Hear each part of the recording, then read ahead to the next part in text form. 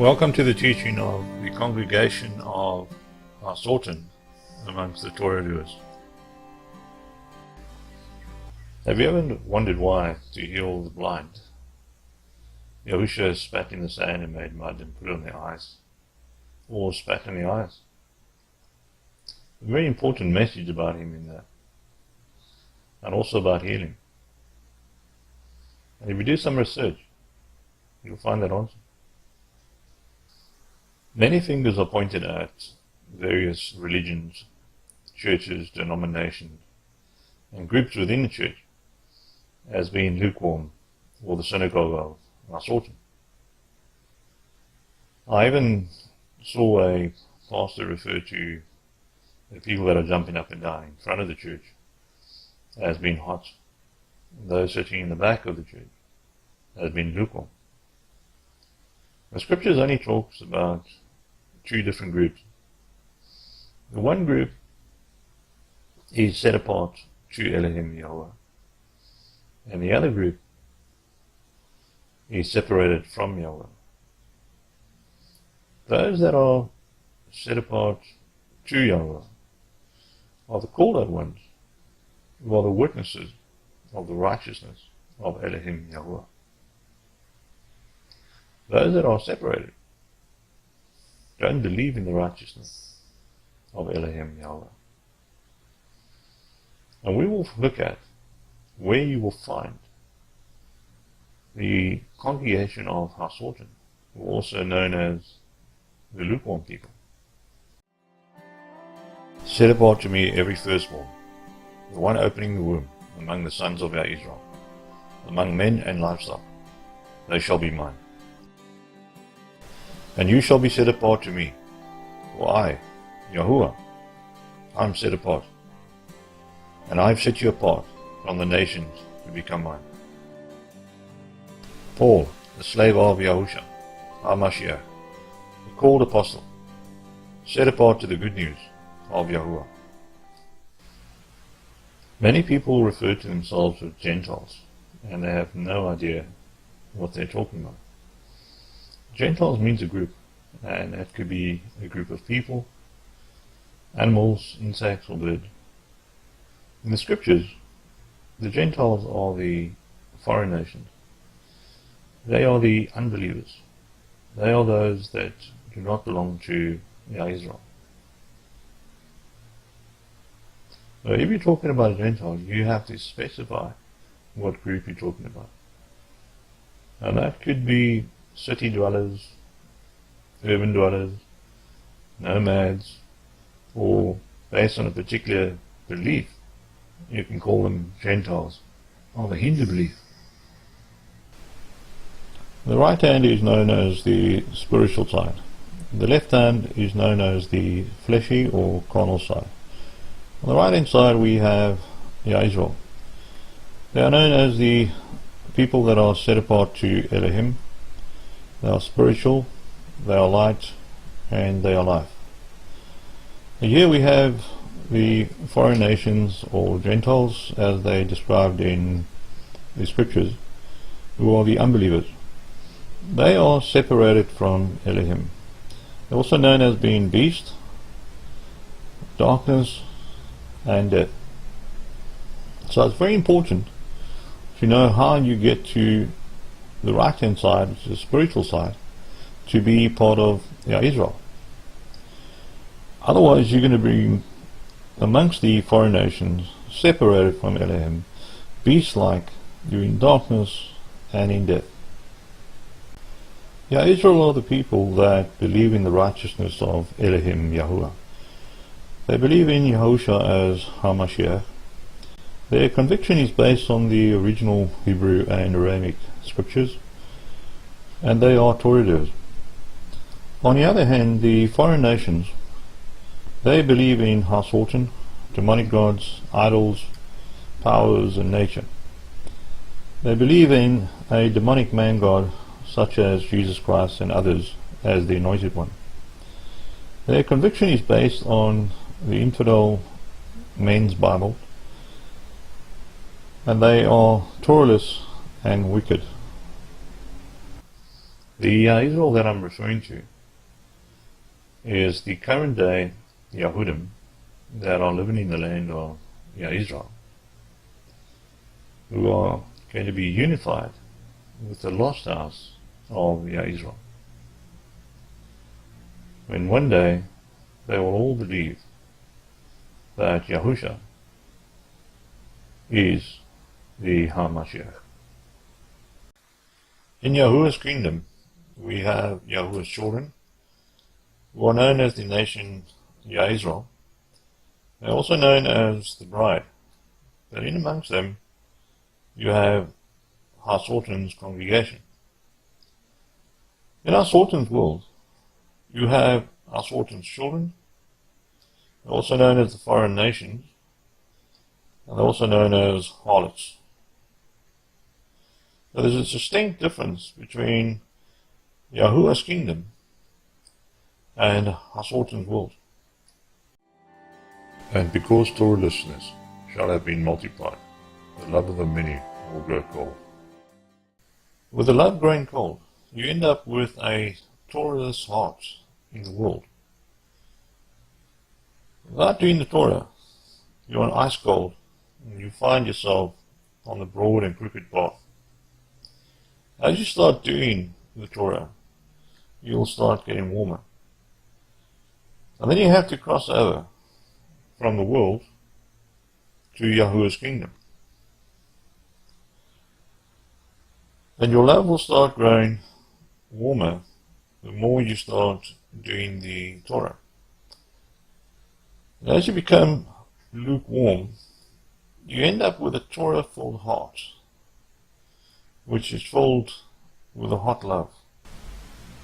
So the love of a person within the world is icy cold. To love Yahuwah and others, you need a Torah-filled heart, which is hot.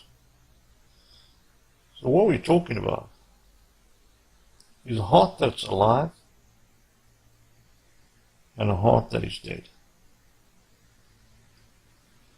And you have to choose whether you want a dead heart, which is icy cold because it's Torahless,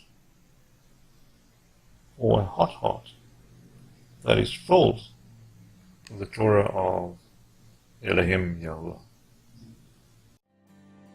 But let man and beast be covered with sackcloth, and let them call with strength to Elohim, and let them each one turn from his evil way, and from the violence that is in their hands. Here is wisdom. Let him who has understanding compute the number of the beast, for he is the number of a man, and his number is 666. For we know that the Torah is spiritual, but I am fleshy, having been sold under sin, so that the righteous demand of the Torah might be fulfilled in us, those not walking according to flesh, but according to spirit. For as many are led by the Spirit of Yahweh, these are sons of Yahweh. In the top right-hand corner, we have the Spirit man, and he is spiritually alive. In the bottom left-hand corner, we have the beast man, who is spiritually dead. These are the people that don't believe in the scriptures of Elohim. On the broad path, you'll find that there is Christianity and Islam, who believe in a counterfeit of the scriptures of Elohim. I'm only putting them here as an example because they also claim to believe in the creator of Abram. So they're also ice cold. But just as an example, when you get closer to the scriptures and you increase your belief in the scriptures of Elohim by doing the Torah, you then become a Hebrew candidate. So you're moving along and losing the beast man because you're getting more Torahful. And when you leave the world, you then start becoming more spiritual. And then you've crossed over. I'm not saying that people become Hebrew. Just using the word Hebrew because it means crossed over. But you start losing the beast man until you become the Yehuda. And the Yehuda is just someone that praises and serves Yahuwah by doing his Torah. Until you eventually convert completely into doing the Torah and you become a spirit man. And then you're part of Israel as Yahuwah's righteous royal people. So if you remain Torahless, you are a beast man and you're dead. But these people here fall into the lukewarm. I'm talking specifically those that are holding on to the world of Hasortan.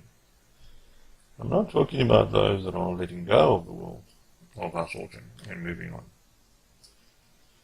But those that are still lukewarm, they are also dead, because they are part of the congregation of Hasortan. The main distinction between these two groups is that the one group is living according to the world, which is carnal and flesh. And the other group is living according to the kingdom, which is a spiritual life. And that spiritual life is according to the Torah. So if you are Torahless, you are not part of the kingdom. And you are living a carnal life. And we'll be having a look into that now. On how does a person become lukewarm, become part of the congregation of Hasortan, between this carnal world and the spiritual kingdom. Here we have the menorah, which is known as the set-apart lamb, as well as the wicked lamb. As the set-apart lamb, it's referring to the Torah doers and Israel. And it's also to do with the seven spirits of Yahuwah, which is the spirit of wisdom, understanding, counsel, set apart spirit, power, knowledge, and reverence. With the wicked lamb, it's talking about the Torahless and the foreign nations.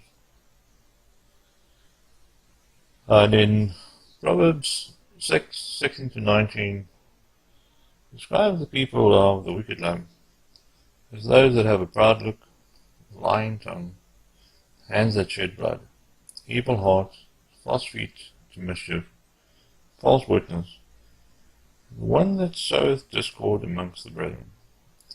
Now this is the one that we are looking at.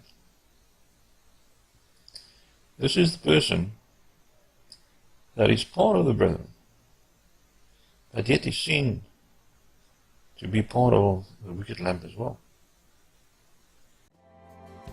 These six are they that Yahuwah hates, yea, seven, are hateful to his soul, high eyes, lying tongue, and hands that shed innocent blood, a heart that plots evil plans, feet hurrying to mischief, a false witness who breathes lies, and he sending out strife among brothers.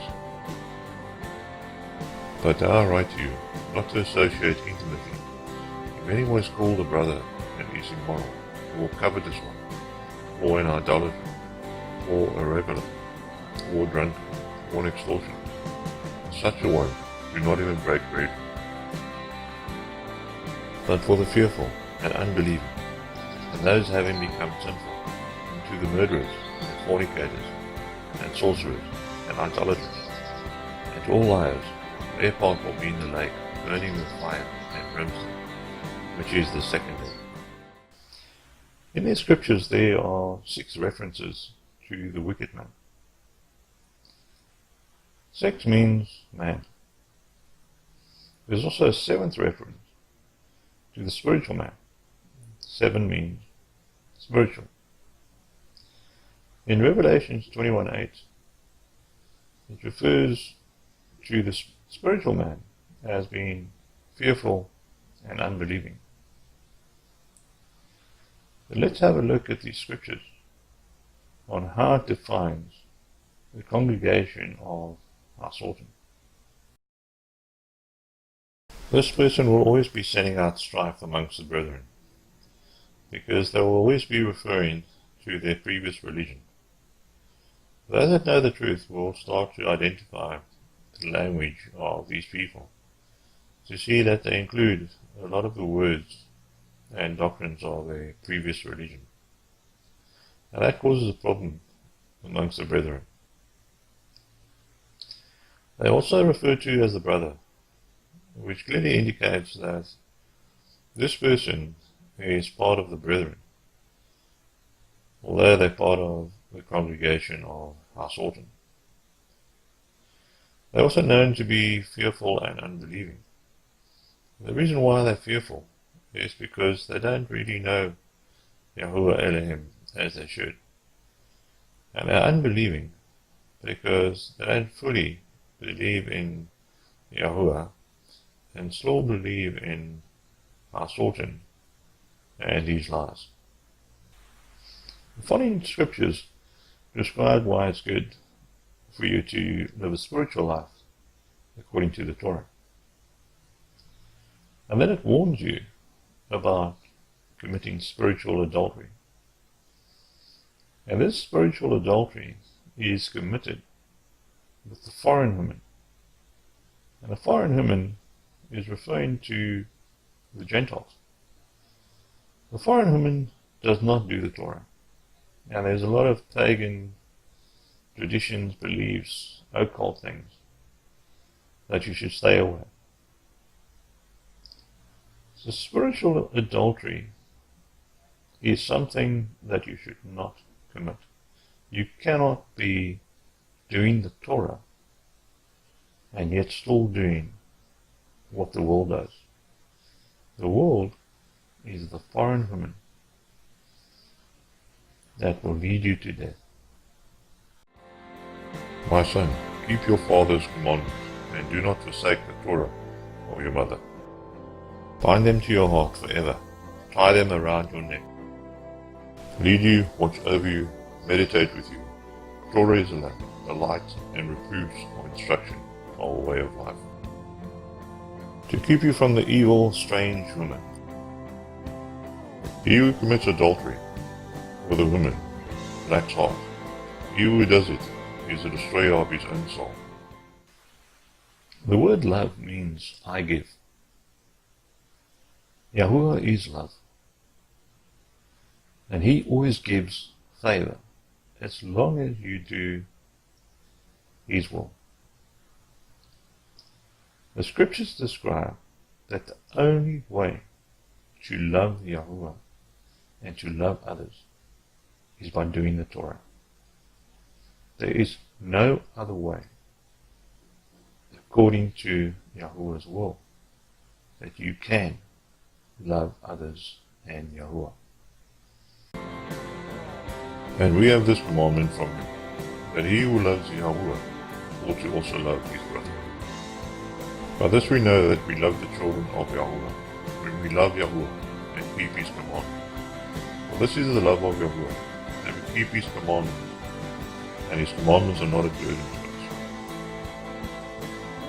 You shall love Yahuwah your Elohim with all your heart, and with all your soul, and with all your mind. And the second is like it, you shall love your associate as yourself. On these two commandments, all the Torah and the prophets hang. When looking at the Hebrew root words for hang, we discovered that the one meaning is the hanging of a door, which is the two hinges would be the greatest command, on which the rest of the commands of the Torah will be hanging on. The door represents life and freedom. Another meaning is the hanging of a bucket at the end of the rope to draw out water. The drawing out of the water also represents life and freedom. I will exalt you, O Yahweh, for you have lifted me up, not allowed my enemies to rejoice over me. Counsel in a man's heart is like water, a man of understanding draweth out. Yahuwah drew David out from amongst his enemies to give him life and freedom. The wise man draws out the counsel out of his heart for life and freedom. And likewise, we need to draw out the commands of the Torah out of our heart and give that to Yahuwah and others so that we may love them according to the way Yahuwah loves us. This is the picture that you have to have in mind when you think about the two greatest commands with the rest of the other commands of the Torah hanging on these commands, as well as the prophets. So you've got your two greatest commands here. And on those two greatest commands, in the case of loving Yahuwah Elohim, you have 5 words, or the 5 commands of the 10 commands that's hanging on to the greatest commandment. Then you have the rest of the relevant commands related to loving Yahuwah hanging on those 5 commandments. And likewise, with the second 5 commands of the 10 commandments, you have the relevant commandments that are hanging on. So to love others, you have to draw out those love commands to give to your associate. And likewise, you draw out the commands out of your heart to love Elohim Yahuwah. So if you love Elohim Yahuwah, and if you love others, you have to write those commands in your heart. And you have to draw it out and give it to them. If you don't love Yahuwah, and you don't love others. The set-apart people of Yahuwah are commanded to write all the relevant commands pertaining to themselves on their heart. With that Torah-filled heart, they have to give all the commands that is relevant to the first 5 commands of the 10 commandments to love Yahuwah. The other relevant command, which is the 5 pertaining to loving others, is to love the brethren, as Yahusha says, he loved the brethren, which is not a new commandment, but an old commandment. They're just explaining it, or refreshing it, or renewing it, in terms of the love for the brethren. This hasn't got to do with love for those people in the world. To love others, Yahushua makes it clear that you've got to love the foreign nations less and set yourself apart from them. And Yahuwah makes it clear as well that you must not become friends of the world. If you do, he refers to you as an adulteress and as an enemy of his. So you must be very careful on how you love the world. The scriptures are very clear that there is a different love amongst the brethren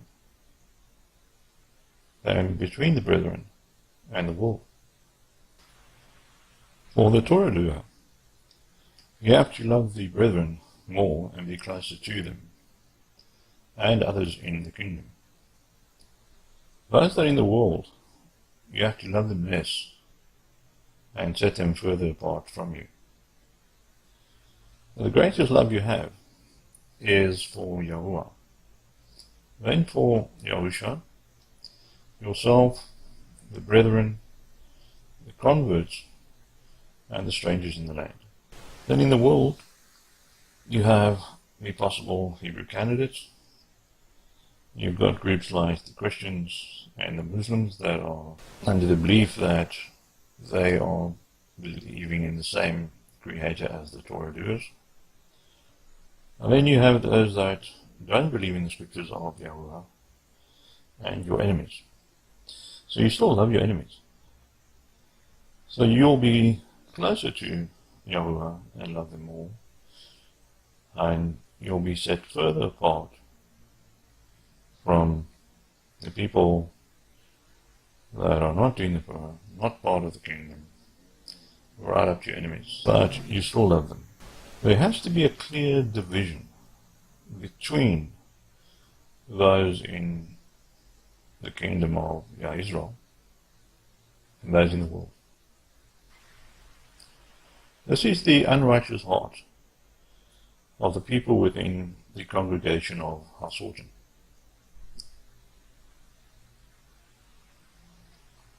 They don't fully love Yahuwah. They love him less because their heart is not completely for him. And likewise, they love the brethren less as well. But they have a greater love for others because they're still holding on to the religious groups that they come from in the world. So the lukewarm believers' love can never be great enough for Yahuwah or for the brethren,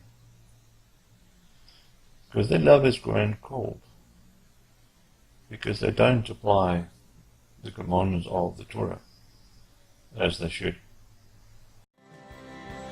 So because you are lukewarm and neither cold nor hot, I'm about to vomit you out of my mouth. Behold, I give out of the congregation of Hasortan those saying themselves to be Yahweh, and they are not, but they lie. Behold, I will make them come and bow down before your feet, and they shall know that I love you. So because you are lukewarm and neither cold nor hot, I am about to vomit you out of my mouth. Let's have a look at the scriptures to see how they define the congregation of Hasortan amongst the brethren. The first word we're looking at is lukewarm. Lukewarm describes the position of these people's hearts and their love for Yahuwah and others. It also identifies them as being amongst the brethren. The word vomit also indicates that these people are within Yahusha. Also the statement, out of my mouth, that also says that these people are within Yahusha and are part of the brethren. A further reference to them as Yahudim indicates that they are Torah doers and that they are amongst the brethren. You shall walk after Yahuwah, your Elohim, and you shall fear him, and you shall keep his commandments, and you shall hear his voice, and you shall serve him, and you shall cleave to him. No one is able to serve two masters, for either he will hate the one, and he will love the other, or he will cleave to the one, and he will despise the other.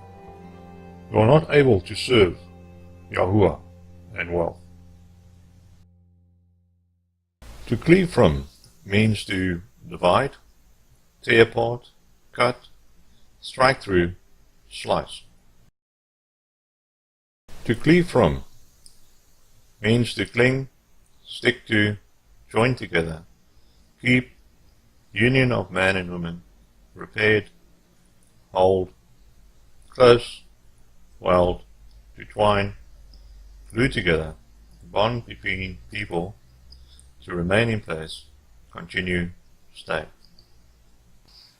To cleave to, or cleave from, the same word, cleave, is used. And cleave is a violent, forceful word. So when a cleave from takes place, it's a clean cut. There is complete separation. But the forceful cleave to, it's like two pieces of metal that are forced together violently, but yet cannot be separated after that. We need to cleave away from our soul and cleave to Yahuwah. There needs to be a clear separation between those that are separated from Yahuwah and those that are set apart to Yahuwah. Your cleaving to Hasortan should only be temporarily. Your cleaving from him should be permanent. And the cleaving to Yahuwah should also be permanent. When you're in a relationship with him, it's not about how close you are to him. It's that you are in a permanent relationship with him. The congregation of Hasortan is the elite troops of Hasortan. They are the ones that you're going to feel the most comfortable with, because you have now just left Christianity and realized that Christianity is a Torahist cult based on Roman paganism. These elite troops are the ones that are going to reveal even more and more the truth to you. But they will hold you back. And the reason for that is that they still refer to their previous Christian brethren as their brethren. They will teach similar doctrines which are lies. They will mention the names and the words God, Jesus, Christ. They will encourage you to take part with your ex, or as they see it, your still brethren of Christians, that you partake with them in the pagan traditions of Easter and Christmas.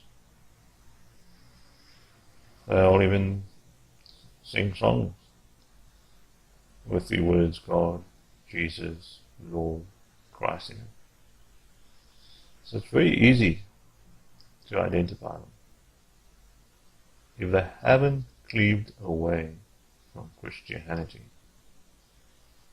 then they are a congregation of Hasortan.